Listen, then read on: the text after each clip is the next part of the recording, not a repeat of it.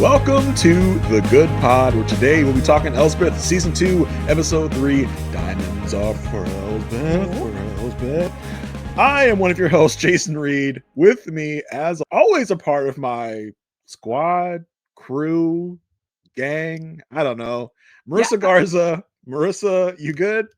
I'm good. I'm okay. I'm here. We're living. We're alive. We're here. Some of us feeling like Diane Lockhart on the first episode of The Good Fight. Others of you, I'm sure, are great. It will be very interesting when we get to The Good Fight this go around. Yeah, listen, at this where we are right now in The Good Wife, we'll be in a couple of years. We'll be in The Good Fight. Who knows where we'll be when we get to The Good Fight and how we'll feel. But for now, we're here with Elsbeth. Yeah. It's good that we're doing this. This is a lighter. Also, this is the light side of The Good Fight, Good Wife, Good Old Sphere. Yes. So we're here to just talk about a good old fashioned fun murder, not getting too deep. So we're here. Listen, it was an episode of Elsbeth. At this point, Elsbeth is Elsbeth, right? It's here. We said, I think this is episode 4 of Elsbeth. It is episode 4. Good catch. Yep. I really Ron Burgundied this thing and just said what was in the notes here. Sorry. I was thinking about it. This is definitely episode 4 of Elsbeth. It's been a week, Jason. It's been a week. It's been a time. We're in episode 4, not 3. The title is correct. We're back. We're here. Before we get too deep into the Elsbeth, let's get some housekeeping out of the way. We want to remind you all that wherever you're listening, watching, whatever you're doing, there's a way to rate and review us. If you're on an Apple podcast, you can leave an actual Apple review. I'm actually going to read one of the most recent Apple reviews that we got this week. It is from the producer 213. It says, "The View of the Goodverse." And it states, "Some of my favorite podcasters covering some of my favorite shows. It's carrying me through my days right now, and I'm loving it. You should definitely watch the shows and listen along for the color commentary." This is from the producer 213. Thank you so much, the producer. We love getting reviews. It really brightens our days. And like you, it's getting us through our days right now. Okay. Yeah. So we really appreciate when we can hear from our listeners and viewers to just let us know that someone's out there, someone's listening, and they're liking what we're doing. So again, no matter where you're listening, if you're on Spotify, you can only rate us. Unfortunately, they don't have a fun review feature yet. You can leave a comment. The first comment is still up for grabs. Yeah, you can still do it. You still go out there and do it, Spotifyers. And remember, you can also subscribe. It really helps our numbers, helps gets into other people's eyes and ears. When the algorithm knows that people like the show, they will recommend it to other people, put it in other people's feeds, because they know that other people like it. So if you could help us out by doing that, we'd greatly appreciate it. We would. And I think that, like, Elsbeth is, like we were saying, a good show for these times. You know what you're going to get. There's a very good formula. It's very predictable, unlike what we might be experiencing in the outside world. It's a good place to visit. Yeah, and if you want to listen to a podcast, we're here for you. Yeah, Elsbeth isn't going to get super political. I think that's a big difference between this show and, let's say, A Good Wife, and definitely A Good Fight. Good Fight, very good political. Fight. They had to be like, let us put it on the streaming network so nobody. Right. I think Elsbeth is here for a fun, light, good time, even though it is a show about murder. Yeah, so please rate, review, and subscribe wherever you can. You can also just hit us up with any questions or comments. We do have an email, thegoodpodfeedback@gmail.com. So if you would like us to hear some of your thoughts, what you think about our show, the show in general, Good Wife, Good Fighter, Elsbeth, you let us know. We would love to hear from you, and we would love to correspond with you a little bit. Yeah, please reach out and say hi. We'd love to hear from you. Jason, this is episode 4. It is episode 4. Elsbeth. And the title of this, Diamonds Are for Elsbeth. Do you want to know something? I would love to know something. Anything. This was not the original title for this episode. It changed because I was putting together our little spreadsheet that says what the shows are and what their titles are. And this one was originally called Elsbeth's 11. Which I thought was a little bit more fun than just Diamonds Are for Elsbeth. Elsbeth didn't even get any diamonds in this thing.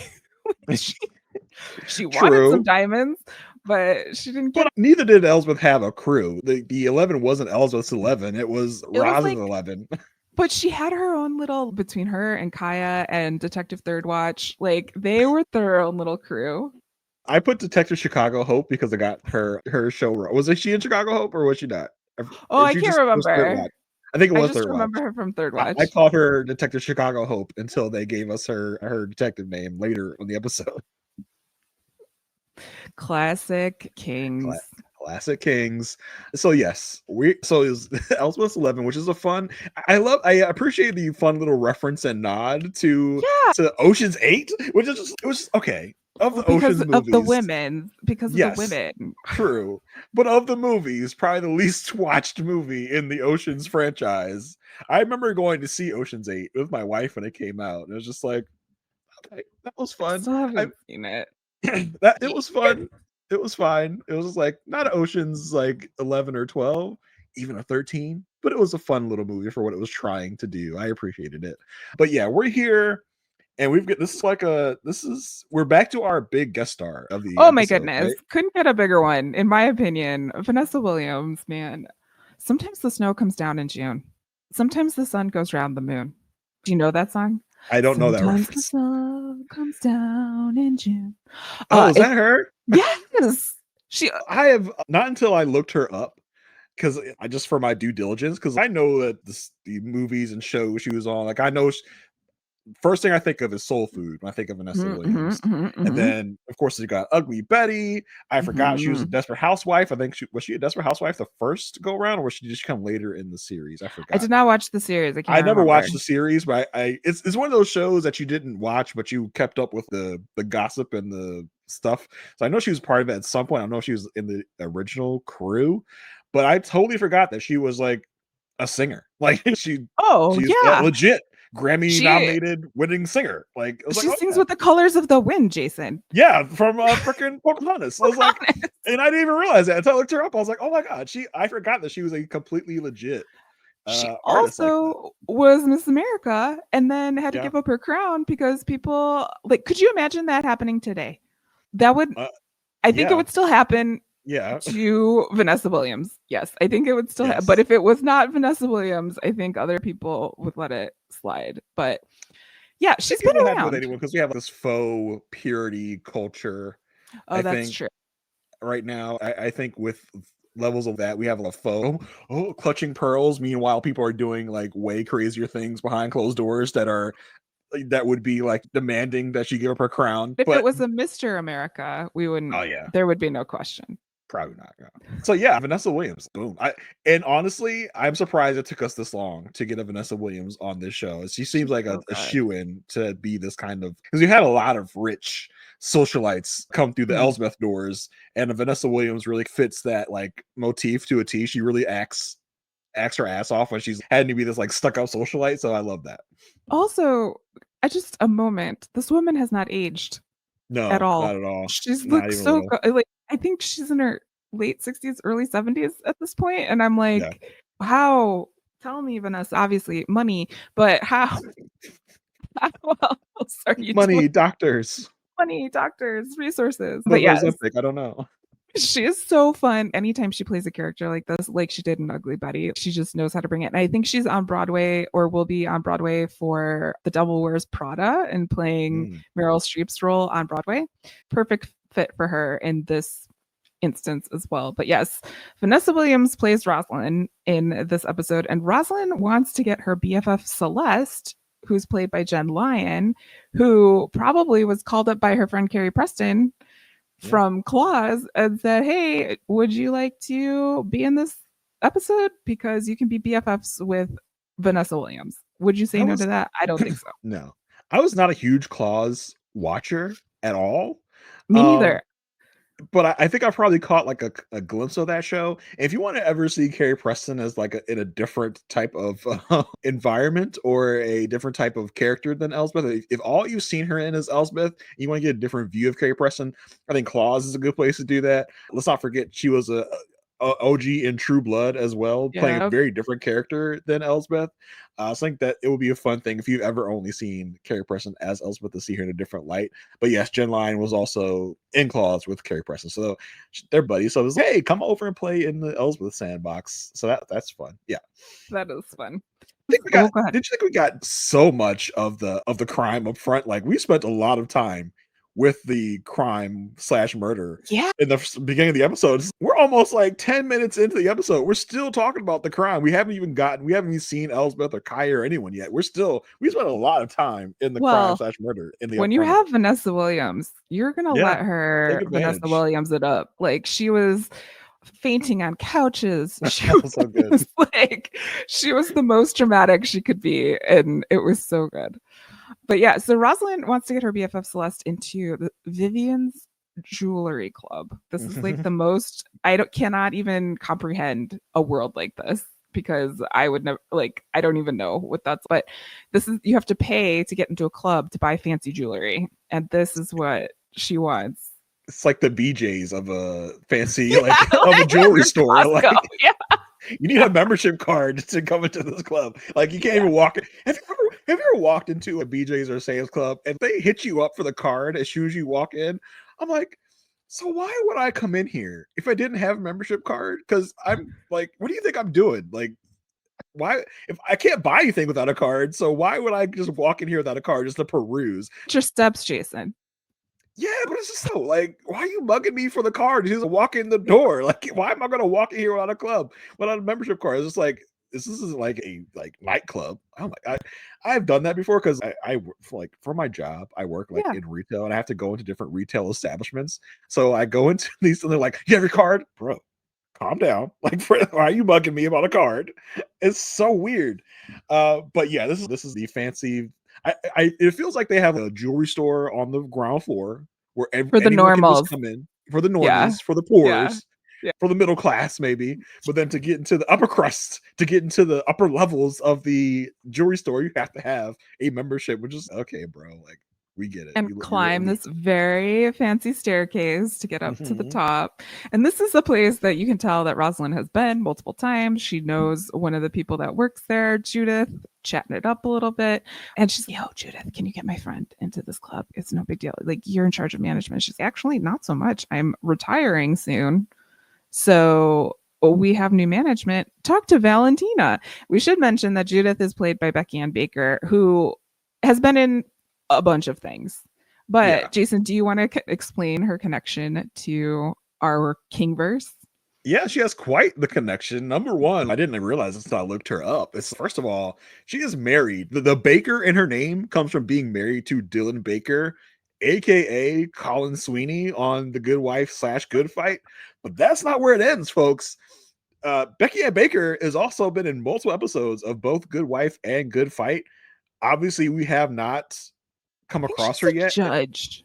You think she's a judge? Yeah, that makes sense. That makes sense. That would make a lot of sense on a recurring basis. I don't think we haven't come across her yet in our rewatch. I don't think. No, we haven't. So still yet to come. When we get there, we'll be like, oh yeah, this is, remember? It's Judith. So yeah, we have, not to mention Vanessa Williams, also in a few episodes of The Good Wife. As what? We don't remember because we haven't seen her yet. But so it just goes more and more, goes to show, like, the Kings don't care if you were in their previous worlds as a different character. They can still bring you on as a different person. They don't care. I can imagine, because The Good Wife and Good Fight, amongst those two shows, had probably almost 200 shows. So it's just, we're not going to limit our actors. And they changed the location. So it totally makes sense that, like, the Vanessa Williams of Chicago is different than the Vanessa Williams. Yeah, she just has an extreme lookalike in Chicago. Yeah, it's a doppelganger type of situation. Yeah. I don't think we'll see, like, I don't know. Like, do you think that Dylan Baker could play anybody other than Colin Sweeney? No, I don't think we can go to that level. I just don't think we can. We had Nathan Lane, who played a decent role in The Good Wife or Good Wife, I think, come in. But, like, I don't think you could have Dylan Baker. I don't even know if you could have a Mike Coulter, who plays Lamont Bishop in The Good Wife, come over, do something else. That would be too much for me. That would be too much of a mind. Like, I'd have to arrange that in my mind some way. I don't know if I could do that. I'd be like, you're denying your history. What are you doing? Yeah, have an Archie Punjabi come in as like someone else. No, that's Kalinda. That's anyone. That can't be anyone but Kalinda. Even in other shows that we have covered that she is in, we've called her Kalinda. Yeah, she's branded herself forever and always as Kalinda. But yes, okay, so Valentina is not like into just giving away these memberships. The new manager of the jewelry store, she's got to work on a rebrand. She's really concerned about like doing things by the book. This does not work well for Rosalind because Valentina asked Rosalind like, yeah, you can buy this necklace, but you have to provide proof of funds. And this is new for Rosalind. She's like, what do you mean I have to do this? I'll do it just this one time. And then don't forget who built you, basically. Like, she's been here all this time and is like a founding member of the club. But when she looks for her funds, we find out that she only has $1 million in her account. She barely has $1 million. Yeah. Oh my gosh, I can't imagine being that poor. Now, they don't really explain to us very well what Rosalind has done to get these funds at all. Like, it gets told to us that she's had multiple husbands, so maybe that's where her wealth comes from. I don't know, but I wish I could have gotten an idea of what she did to get this money in the first place. Yeah, no, I think you're right, because when Rosalind was telling Celeste, like, I only have $1 million in the account, Celeste, like, well, your husband's only job is to keep you rich. So... Yeah. It's because there was some mention of some husband she asked. Was that your third husband? So Rosalind's been around the block, so maybe she's getting some alimony from somewhere, and maybe it dried up. I don't know, but it was just funny. Like, oh my, like she checked, like you said, she checks on her funds. Like, I only barely have $1 million. Oh no, but she probably still even needs more than that to actually be a part of this club, because it sounds like they are really tightening scrutiny around there. Like, you got to actually be like a millionaire. Like, not a one millionaire, but a several millionaire to be part of this club. Multiple millionaire. Yeah. And Rosalind is, listen, I don't like this. I built this place. If this is taken away from my life, I don't know what I'm going to do. Like, this is a big part of my social status, of everything. So, Celeste, you should get your money back by stealing all of this stuff out of Vivian's the store. I will say it was quite confusing to have a store named Vivian and a manager named Valentina. So if I do swap those out, I apologize. But the store that they want to rob, the name of it is Vivian's. Yes. So Celeste like offhandedly being like, you should go take your money back. And then Rosalind's, I should. And then this is where it gets like Oceansy, because, okay, we're going to need a plan. We need to get someone on the inside. So Rosalind has this meeting with Judith in a diner and pitches this idea to Judith, and Judith says, I'm in. Like, we didn't think this is how it was going to go, but she is definitely in on it. It was also interesting because she wouldn't eat at the diner. She invites her to a diner and then didn't eat. And then later, when Rosalind goes to visit Claude, who Judith like recommended as another inside person, she also didn't want to have anything I was like, oh my god, someone's getting poisoned, this is what's gonna happen. That's weird. Maybe Vanessa Williams is just, I'm not going to be eating from Crafty no matter what you do, so don't even put any food in front of me. I don't eat craft service food, so I'm not going to be doing any food scenes around here. It felt like that was Roz's attitude going to that diner. She's like, I got to meet you in this little grubby diner so that no one from the upper crust sees me. I don't eat here. Eating here. I'm not going to be patronizing this establishment. So Vanessa Williams was like, I'm not even going to fake eating on this set, so you can just get it out of here. So with Judith in, she recommends that Rosalind go see Claude, who would help out, because Claude must be disgruntled because Judith saw Claude leaving a conversation with Valentina in tears. So he was crying, so he must be ripe for the picking for this project. So let's go talk to him. And this was such a fun turn of events for me in terms of Rosalind's story, because Rosalind goes in there, she's, will you look at my silverware and appraise my silverware? And you must be really mad. Do you want to help us rob this? It speaks to who Rosalind is, where she's so rich, she just thinks everyone's going to do the things that she wants them to do. And then Claude's like, nah, hell no. Like, I'm not doing this. I was crying because I got a promotion and became head of the department. So because of that, I'm going to get on the phone, beep, boop, and tell Valentina what's going on. Valentina does not pick up. This is the fatal flaw. Because Valentina did not pick up her phone, this gives Rosalind time while he's making that phone call and leaving a voice message to take some silver polish, which apparently contains cyanide, and put it in Claude's tea. And then she just watches him die, basically. Literally, just watches him instantaneously just die. Wow, that was dramatic. And listen, if you're leaving a voicemail to someone where they're going to be committing a crime against your business, maybe put it in the voicemail. Hey, Rosalind's planning to rob us, so call me back immediately. I'm just like, ooh, girl, I got some juicy tea for you. Like, literally, call me back. It's like he's being inconspicuous. Ooh, I got something to tell you. Hey, I just found out Roz is planning to rob our store. She's here with me in my little cleaner's place, so call me back. Yeah, leave a record, document everything. Yeah, like say also, and then follow up with a text message, like all of the things. In case you didn't hear my last voicemail, Rosalind's planning to rob us. She's planning a heist against us. She watches Claude die, and then she thinks she's covering up her tracks by planting the spoon, making it look basically that she was also poisoned by cyanide. I did not pick this up at the time, but she wiped her fingerprints off the spoon to make it look like Claude had put cyanide in her cup of tea. And then she very purposely puts lipstick on the cup. Both on the outside and the inside of the cup. Yeah, so extremely purposely, because she knows that there's going to be record of her being there. So she's okay, I was here. I need to establish that, yes, I was here. I think what she's thinking is, I'm going to say that there was some of this that accidentally got into the tea, and I drank some of the tea. So I have a little bit of cyanide. But for whatever reason, I didn't die, but he did. So yeah, she puts her whole ass mouth on both sides of the cup. She doesn't, and what we find out later, she should have just acted. She should just pantomime.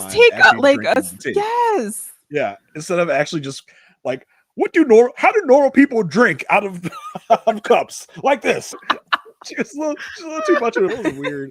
She almost took a bite out of it. Yeah, for real. That's how people drink tea out of cups, right? This is what they do. Are you human? Are you real? She was, she very awkwardly sets the scene for that. And then Judith finds out that Claude was murdered, and she rushes over to Rosalind and Celeste, and they're like, yeah, he died. And it's just, who do you think did it? I didn't think anybody would get murdered. And they're like, hello, it was us. And meanwhile, we see this juicer running. And we're like, what's this about? What is happening? And also, I love that, of course, she would make actual apple juice. She couldn't go to the store and buy apple juice. She had to make, I guess the effect might not be the same, but yeah. We find out why later, but Celeste is the ultimate hype person, the ultimate sidekick. She's what else are you gonna do? He didn't want to join the gang. She had to kill him. You had no choice, Roz. You had no choice to kill him. Like, you need an underling like that will just go along with all your bad choices. Yeah, it's true. She's a girl's girl. Speaking of girls, Elsbeth and Kaya arrive on the scene. Elsbeth I think she's getting more and more tote bags as we're going along. Like, she has a lot of tote bags happening, which is interesting because in season 1, like, tote bags were a signature for her character in the other good shows. And so she didn't have as many tote bags in season 1, but this season they really are making sure she's got her tote bag. By the end of the season, we're going to have her, she's got tote bags hanging from her neck just because she's running out of arm space. I wonder if she'll get one of those, like, that you can pull on wheels, like a tote bag. She's gonna have a crossbody. She's gonna have a crossbody bag. She's gonna have bags on her neck. She's gonna have tote bags from the wheelie tote bag. She's gonna have them all over the place. You can barely even see Ellsworth anymore. She has so many tote bags on her person. Just like a big old tote bag. What if she dresses up as a tote bag for Halloween in a season or two? Because we just had Halloween. So she should have been this Halloween. But it's hey guys, did you know Ellsworth really loves tote bags? Yes, we get it. We understand. Yeah, she's a tote girly. We get it. I love, though, that she shows up with Kaya. Kaya goes right to work. I was like, oh my gosh, there's no detective here. Turns out, Detective Third Watch, what's her real name? Detective Connolly is here. Thank you. Detective Connolly is here. She's back. I think she's my favorite of the reoccurring detectives. She's just so chill. Wants to be in on it.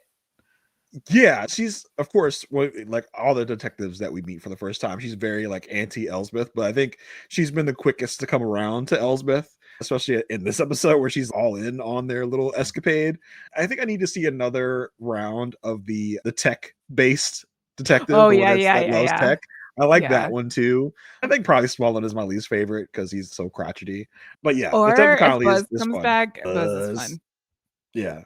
I love me some Buzz.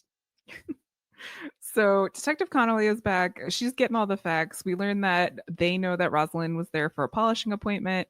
Valentina doesn't want this. It was an accidental murder. Like, this is it. Case closed. We can't let anything else come out about this. It can't look bad on the store. Meanwhile, Rosalind like shows up. And, oh yeah, I was here. That's my lipstick on the cup. And I was like, did you even look at the cup? Do you know if the cup has moved? She was a little too obvious about this. But as she's getting asked more and more questions, this is where Vanessa Williams really shines, because she's like, oh no, I'm lightheaded. I think I'm gonna have to go. Oh my. And just fall on the couch. Yeah. It's so funny because even Ellsworth calls it out. In the world of Elsbeth, even Vanessa Williams was overacting because she backs up, she's looking behind her for the couch to make sure she falls on the couch. Oh my gosh. Oh. It was such a fun, like a little overact that was meant to be overacting. So I enjoyed Yes. that little fainting spell. Yeah, it was good. And Elspeth also picks up, that's your lipstick on the cup, but why is it on the inside of the cup? Who does that? And that's what gets Rosalind a little off kilter. She's like, oh, I didn't really think all of this through. We learn, because Elsbeth is like a good, caring person, make sure that Rosalind gets home okay, and is talking to Celeste and finds out that Celeste has a Froyo company with crunchy toppings. This comes into play later, but it is an important piece of information.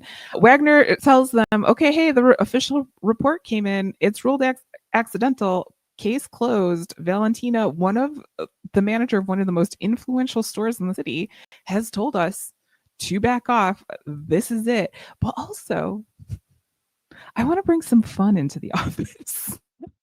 Yeah, it's so funny because he so begrudgingly wants to have fun. He's just and in the most regimented way possible. I'm going to have a raffle, and you can have lunch with me. Like, I want to have some fun because that's what I'm told I need to do. What can we do to have fun, guys? To be quite lunch honest, with me. I thought that he was going to have some sort of insider's look at the store because of all of the galas that his wife goes to, and I was hoping there would be a tie-in there, but no, he just wants to buy people lunch. I was like, when he was like, one more thing, and I was like, oh, where are we going with this? Wagner's like incentive methods are always through food. It's like, what was it last season? He had some type of lunch date with Elsbeth. They were eating something. I forgot what it was, but like all the Wagner stuff is like through food. I want to have something to eat. I have to do his this. love language. He just wants to share some food. So it's like, so I want to have fun. I don't even know what fun means. So we're gonna have a lunch with me, and I'm gonna raffle it off. And everyone besides Elsbeth is just like, why is that fun? Was like, but Elsbeth, of course, is all about. She's like, oh, let me get 2 tickets. So good. I'm in. But yeah, Wagner though he's not trying to hear none of this, because we see Kaya and Elsbeth, because Kaya has totally caught the Elsbeth bug. We keep talking about the fact that Buzz wants to be her mentor, Wagner wants to be her mentor, but her real mentor is Elsbeth, obviously. Because Kaya has got the Elsbeth bug, and they're running through the case. Meanwhile, Wagner's just like, okay, Mutt and Jeff. I was like, what is Mutt? I forgot to look that up. I'm sure that's like I just looked it up. And it apparently comes from an old school comic book, like comic strip, like not a comic book, but a comic strip from. Yeah, it was a popular American newspaper comic strip created by Bud Fisher in 1907. He's so fun. He's so fun. Understood that reference. I was like, but Jeff, got it. You could have picked any other comic duo. You could have picked Bert and Ernie, Statler and Waldorf. Yes, I'm a very Muppet-based person. Yes. And just any other duo. Beaker and Honeydew. Yes, yeah, exactly. Yeah. So you could have picked any other duo, but you picked Mutt and Jeff. And no, if you knew if you out there, I'm pointing at all of you, if you're not watching the YouTube, if you out there knew who Mutt and Jeff were, just not having to look it up, I want you to get in contact with us and tell us, because that is such a deep cut reference. I need to talk to you because that was such a deep cut. No one else got that. I guarantee you. If you got it, you let me know, because that was a lot. I was like, what is that? We have to put it on the list of questions to ask the Kings if they ever come on the podcast. Exactly. What's your thought here? Like, why? Yeah, Mutt and Jeff? Really? Mutt and Jeff, sir? Mutt and Jeff? No. But yeah, Wagner, of course, Wagner is almost like our usual detective. She's, nope, case closed. Yeah. We're done. It's like, I don't want any more investigation on this. Don't do anything other than get a raffle ticket and have lunch with me. Yeah. But of course, Elsbeth being Elsbeth has to keep going. She has to. It's a bug. She's got to squash the bug. This was surprising to me, this little development that happens in the middle of the episode. Kaya becomes roommates with Elsbeth and Gonzo. Yeah. Because apparently they're remodeling her home. This woman is going to college. She is working as a police officer and remodeling her home. How much money do New York police officers make? I need to know, because the math ain't mathing. Like, where are you getting all this money to like you said, go to school, to remodel your house? Like, you could have come up with a better excuse for why she needs to move in with Elsbeth. Maybe she's going to school near where Elsbeth works. It's too far away. Yes. Yeah. Like, I would want to be closer to work and school so I could go between the two faster. Like, that would be an acceptable reason. Not saying that having your house remodeled, but I think the plan is to rent out the house a little bit. Maybe. Like, she didn't mention something about tenants. So I was like, okay, maybe that's the thing. But it's like, where are you getting all this money from? Should we be investigating you? Yeah, what is happening? You're not even a detective yet. You're still making patrol woman money. So I don't know what you are doing. You're still making regular old cop money. Yeah, for real. And she wants to keep this on the straight and narrow, so she asks Elsbeth to sign a rental agreement. And I don't know why Elsbeth had this reaction. Were you able to track it? She is very uncomfortable. She's I don't want to have a legal contract, like something. No. I think the thing is, like, Elsbeth wants to do this for her friend. Like, she doesn't want this to be some official thing. Like, she doesn't need to be official. She just wants to help out a buddy. And Kaya's, nah, bro. Like, we need to keep this on the up and up. We gotta make sure this is all like official, because yes, things come between friends who start living together in a thing. So I want to keep this a little bit separated from our friendship. Yeah. Yeah, I get that, but she's like super uncomfortable this time, and then later on in the episode as well, of just having I think I'm working too hard for the show, but I'm like, does this have to do with the court case that might be coming up? Yeah, no, I think it's just that. I think it's Elsbeth is looking at this as, I'm helping a friend.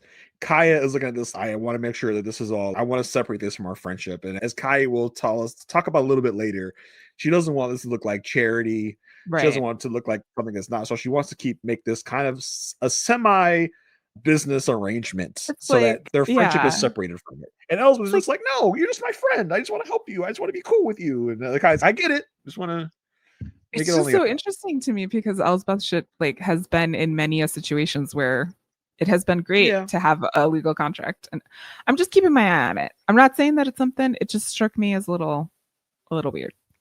Yeah, I think it. Speaking of striking as weird, I was like, oh, okay, we're doing the roommate thing already. Yeah. This would usually be like a season 3 or 4 development, like not season 2. We're moving pretty fast here in this relationship.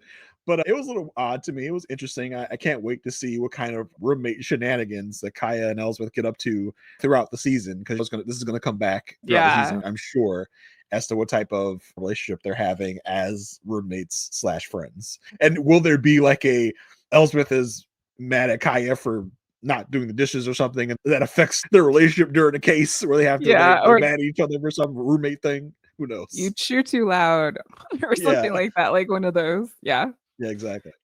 After it's a little awkward for them talking about the rental agreement, they're like, why don't we go for Froyo? I know where we could go. Let's go to Celeste's store. And they look up to see where Celeste's Froyo stores are, and they're all closed. So they are just like, the stores are closed. Celeste must be broke.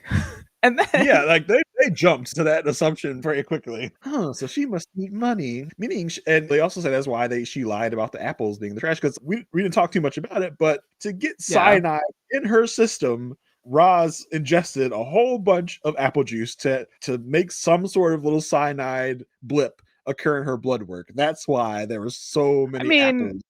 Yeah, she was thinking ahead. And this is what was funny to me about this is this didn't come up until at this moment, because they have their phones out. They Google to find out that cyanide in them. Like, yeah, it's just so interesting to me. The amount of logic that is jumped very quickly in this shows. Okay, so number one, Celeste doesn't have her Froyos anymore, so she's broke, so she's desperate for stuff. And number two, why they have apples in the trash? You know what? Apples have some cyanide in it, so that must be the reason. Okay, I understand we only got 40-something minutes to tell our story, but that was quite a jump of logic there. Yeah, very big leap.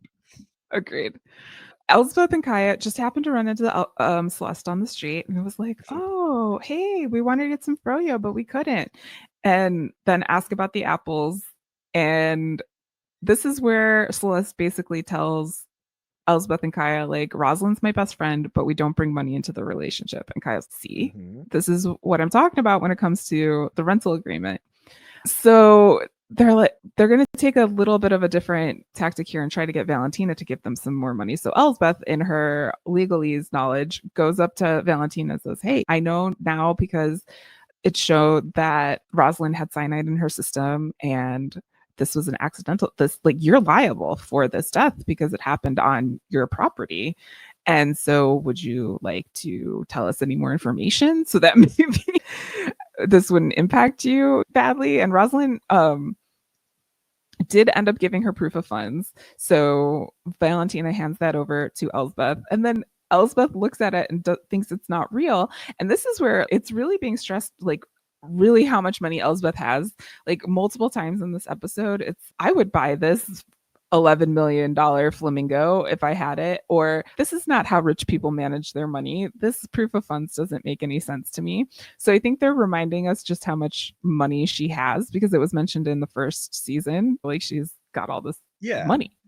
I also wonder if this has something to do with this mystery case that we are talking about with Elsbeth. So she has experience knowing how to move money around from one place to another to hide your wealth or put your wealth in different places to gain interest or whatever. And I think it was mentioned in season 1 that Elsbeth is pretty rich. Like, even in this episode, she tries not to have Kai even pay her rent. She's like, no, it's fine. Like, I got it. Don't worry about it. Kai's, no, I have to pay you something. We know Elsbeth, she got it. She got the funds. And and she's telling Kaya about how to move money around. And Kaya's, oh, okay. I see where you're at with your money, with your knowledge. But I do wonder if this also had something to do with, like, how Elsbeth did whatever it is she did that she's worried about right now. Yeah, I'm with you. I think that's what they were getting at. Between that and, like, the uncomfortableness with the contract, it's like, we better get something on this case, like, in the next episode or so, because otherwise I'm like, why did you bring it up? Like, you left us hanging. You left us hanging for a couple episodes with this development. Move it a bit. Yes. So Kaya's, here's an easy way to tell if it's real. Let's run it through AI detection software. And what do you know? It's an 84% match. The funds statement was not true. And this is where they're like, oh, she's got to be robbing the jewelry store. And like another just like leap of logic. Okay, boom. That means she doesn't have as much money as she says she did. So that means she wants to rob the jewelry store. Whoa. Like we just went from one place to another in a real hurry. And without even being in the room, then Detective Connolly opens the door. There's a heist afoot. She could smell it. I've always wanted to be part of a jewelry or bust a jewelry heist. It was a very specific situation. But it's fun. It's fun when the crotchety detective comes in on the plan, right? Like it's a fun little twist here. The crotchety detective archetype. Yes. Then we get this fun scene where Rosalind has the team together. We've got Celeste, her BFF. We've got Judith, who's gonna help guide Rosalind through the store on that day. And then we also are introduced to jewelry, the fake jewelry man. He is also someone, I forgot to look him up, but he has been in stuff and things.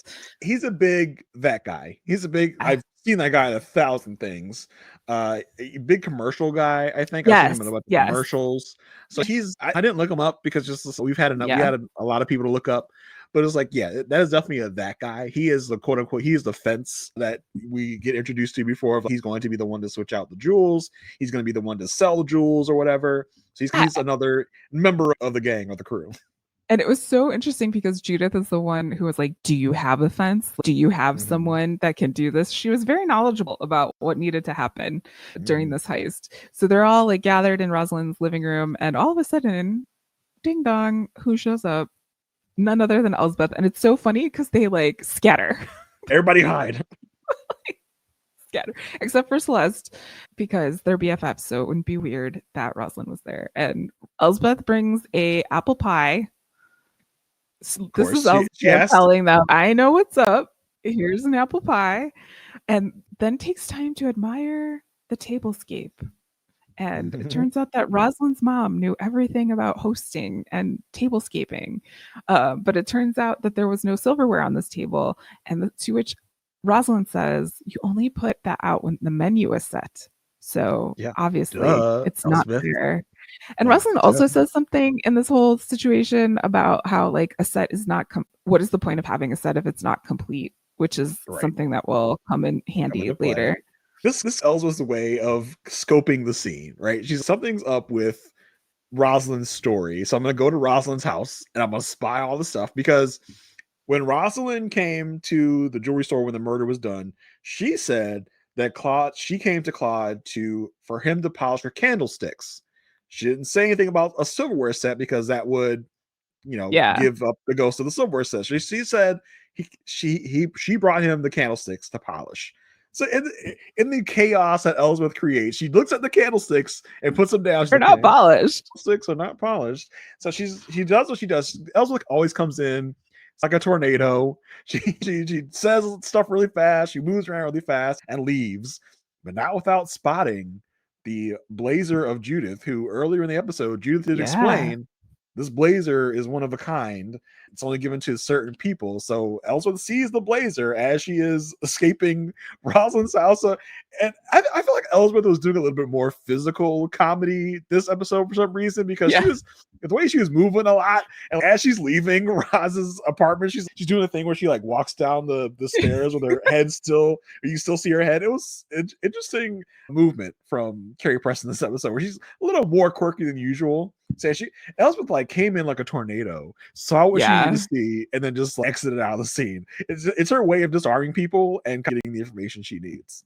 Yes. Yeah, 100%. And it was also fun because Rosalind and Celeste then also followed with a head tilt. They were like, what are you doing here? And as she's leaving, it'd be fun to get a crew together if you need one. I don't know, maybe. So this is like letting us know that Elsbeth knows what is up. And she also she notices that like the spoon that was used in the poisoning matches Rosalind's set, not Claude's tea set. Yeah, because they point another secret meeting with Kaya, Connolly, and Elsbeth because they still don't want Wagner to know. I think Elsbeth is noting that she didn't see Roz's silverware set because it wasn't out. Rosalind was like talking about the Danae set or something. The Dignify set or whatever. Yeah. And like I said, Elsbeth notices that the spoon that Claude used for his tea did not match the other pieces of his set that was in his office or whatever. So that's weird. So again, we were surmised this must be from Roz's set. So I was like, okay, cool. Now it's time for lunch with Chief Wagner. This was one of the funniest scenes. Hilarious. I love Chief Wagner so much. Love Wendell Pierce to the moon and back. He was so of course Elsbeth and Kaya win lunch with Chief Wagner. He's got the table all set.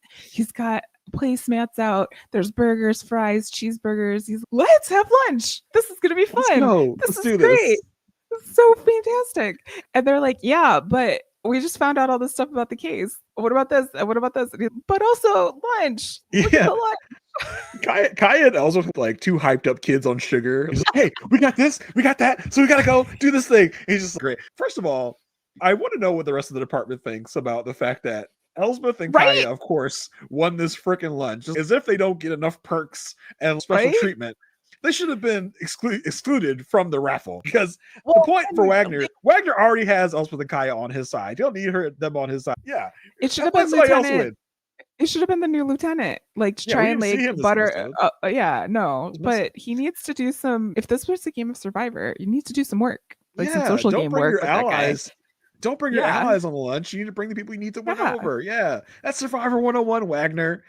But the way Wagner is like acting this lunch is so funny, because he tries to get them to like put down the case for a minute, and as he does, he's, have you seen the recent season of The Lavish Ladies? So good. And then when they ditch him, he's just mumbling under his breath, like, all these milkshakes just sitting here condensing on the table. It's just all these burgers getting cold. What are you buying this stuff for? He's like, I'm gonna drink my milkshake. I'm gonna have my lunch. So good. One of the best scenes that this is what you get Wendell Pierce for, and this is one of the best scenes like he's had. It's in this small moment. It's so much fun. Especially because I also would be annoyed by the condensation. I would be like, that would be something that I would say. I was like, yes, rings on the table. Wagner. Yes, exactly. That is not fun. I get Just got the table polished last week. You already putting rings on it. No coasters. Gotta get some coasters for his room. Nobody want to know. Specs of tables. I hope we get more of him. I hope if that's fun Wagner, I'll take it all day. Like, yeah, more fun Wagner. Like, more fun Wagner. But in the course of this conversation, he did agree to have Judith be brought in. He's okay. Bring her in, but if it goes nowhere, that's it. But then he gets in and is the one to question Judith. He's in on the questioning. This is kind of a new. We've had this before. Where you see people get interrogated. This is a little new for the show. We don't have this all the time where we see like the interrogation, and especially with Wagner getting on the act. Yeah, he was all like, "I know what it's like to work for an organization for a long time and not feel like respected, feel respected or take it like, oh yeah. So why don't you tell me?" And then he looked back at Elsbeth, and I was like, "What am I supposed to surmise from this?" He's look, I'm doing the thing. Look at this. It's me. I'm doing it. I can do that and eat lunch at the same day. But Judith, like, straight up just confesses at the end of this. She spills the guts. She is a snitch to the max. She gives them all the tea, pun intended. She gives them everything about what's going on, what Roz is planning to do. I didn't want to go along with it, but they made me. It's like, that's not exactly what happened. You were pretty quick to join the crew. I will say Judith knew what she was doing the whole time. She's here. She's getting the information, giving the information to the police. So the police see that she's on her side, gets an immunity deal because that's how things work, and writes everything down. She also tells them, and they also confirm by looking at the purchase history for Rosalind, that Rosalind never purchased any silverware from the store. Like this. Yeah, still a little bit of a mystery. Like, if she's never bought a silverware set, where did that spoon come from? We feel like it's part of Rosalind's repertoire, but we can't prove that she ever owned this silverware set. Right. So there's only one solution, Jason. We have to catch her in the act. Theatrically, if we can. So this is like the most Ocean's 11 franchise part of our episode.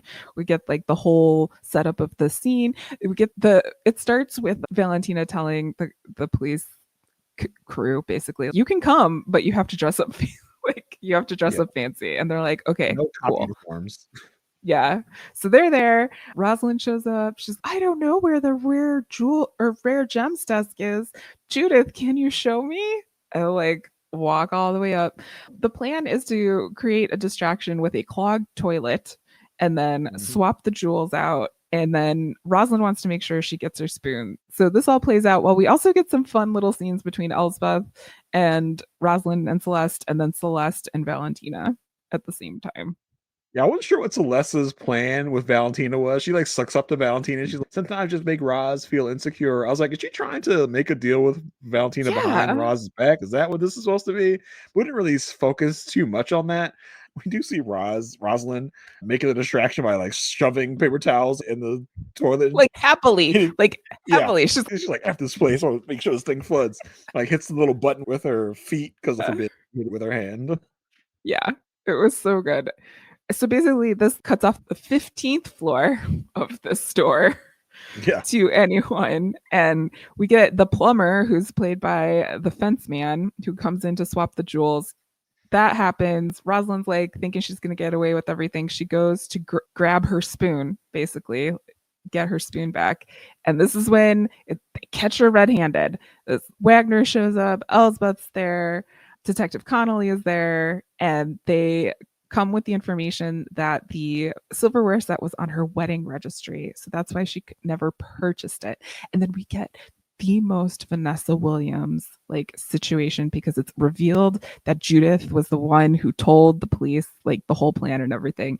And Vanessa Williams turns to Judith and it's like, "You bitch." It was so Vanessa Williams. It was so good. It was so dramatic. So over the top. Rosalind just could not resist but to try and complete her set by pilfering a different spoon to complete the set. Yeah. If she just hadn't done that, I think she'd have been fine. Maybe. I don't know. Because that was, I guess, the moment where they're all just waiting. I just imagine Wagner, Elsbeth, Kaya, and Detective Connolly just looking at her from a corner. Wait till she grabs the spoon. That's when we move in. It's like, all right, she got the spoon. Go. It's so funny how they theatrically set up these reveals. Like, we got you red-handed or spoon-handed, I should say. Spoon-handed. But everyone looked great. I just want to say, like, everyone. Oh yeah, banging. It was just an excuse to dress everyone up in fantastic gala gowns. Yeah, and they all looked fantastic. They all looked great. It was great. And Elsbeth brought the rental agreement to show. I don't know why she had to bring it there, going back to the same place. First of all, but whatever. So Elsbeth brings the rental agreement, and she added mandatory Froyo nights into the agreement. She had to change something. It was so cute. So sweet. I thought she was gonna do something like, because we've seen this in other shows. I think when the other person, no, we have to make this official, and the other person's okay, fine, we'll make it official, but then you're gonna pay me true market value for what rent should be for this place. All that's gonna be like that. So I revised the rental agreement and I upped the rental price because that's what it should be, since you want to be all official with it. But she chose to go sweet and make a mandatory Froyo night. Oh, so sweet. Oh. Yeah. Then I thought, okay, we're done, but we weren't, because Celeste is looking for Rosalind's jewels to sell to help pay for the defense for the crimes that they have committed, and it turns out they can't find them. They're all gone. Like, where could they have gone? Who could have taken them? When Elsbeth showed up on the scene during their little pre-heist meeting, they basically chucked Judith into the closet with the jewels and insulted her handbag as she was in that room. And that was just enough for Judith to say, okay, I'm going to take all your jewels. And we get this cool little scene of Judith in Paris wearing diamonds, living her best life. Yeah, I guess they didn't really sell enough that Judith was like in such a bad way that I felt good for Judith. I was like, oh, that's crappy. Like you stole from your friend like that. But they were trying to tell us like, oh, what else was I supposed to do? My retirement package barely covers the basics. So I'm going to be poor. So I guess it's supposed to feel good for Judith that she got all this money now from stealing from her friend. But that was a fun little wrinkle at the end there. Yeah, it was an unconventional ending for Elsbeth. But yes, so fun seeing Vanessa Williams in her most dramatic self in this episode. I enjoyed that part of it. But like I said, we got a little bit of Kaya development, a little bit with the whole like roommate agreement and everything. But we need to get into some of the stuff, the meaty stuff with Elsbeth's case, because otherwise, again, why did you bring it up? I hope this isn't like a symptom of the season being longer, and I don't want all of that stuff to like happen at the end. So hopefully we'll get a little bit more next week. That's my hope. Yes, give us some development on that case and what it's actually about, because I think we need to know. That would be great, as opposed to just saying that case, that thing that's happening that we can't tell you about yet. Yes, that was Elsbeth, episode 4. Important to note, episode 4. Marissa, do you want to tell the good peoples where they can find you and what you're up to on the interwebs right now at this moment? Right now at this moment, I am staying even further away from Twitter than I have before. I might have to delete my account there soon. But in the meantime, you can find me on Instagram and Threads at It's Me Marissa G. There I'm sharing things that I'm writing, things that I'm doing. I'm also going to be like posting resources about the times. So if you're looking for just some solidarity and things like that, feel free to hang out with me on the internet there. Jason, awesome. What about you? Yeah, I'm looking to make the transition from Twitter to Blue Sky, which is what they tell me. I'm on Blue Sky. They tell me it's going to be a thing now. They told me this last time. Now they're telling me again. No, it's going to be a thing. So I'm going to be coming soon to Blue Sky. I haven't made my account yet. Where the people are? I'm like so excited. I've been on Blue Sky like with no friends for so long. Listen, people are telling me that Blue Sky is going to be a thing. They told us that before. It wasn't a thing. I'm surprised you're still on Threads, Marissa, because that was also a thing that we were supposed to be doing. A bunch of people got back on it like in the past. At this moment, though, you can still find me on Twitter at JAYR1085. Like I said, I'll hopefully be making my way off of that platform. So at some point, when the rest of y'all do, I will too. But for now, you can find me there. As far as podcasting goes, I've been doing a couple fun things over on the Rob Has Podcast Network on the Love at First Sight feed. I've been doing my fun stuff. We just wrapped up the Love is Blind coverage a week or so ago.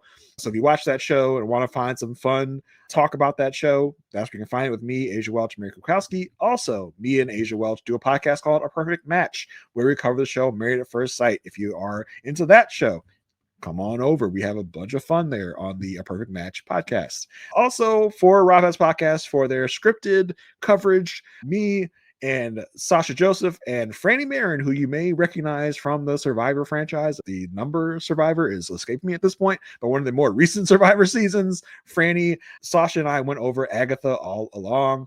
Very fun show. Very woman-powered show. So if you're in your feels right now and need some fun woman power content, that's where you go. And me, Sasha, and Franny went over the whole series, the whole season on the TV for Real podcast that they do over there on the Rob Has Podcast Network.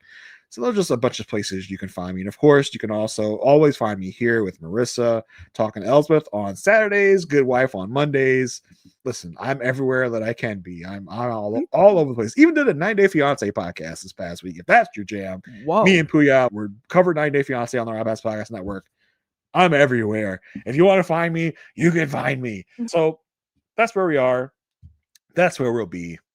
Until next week, everyone, take care of yourselves. And more importantly, stay good.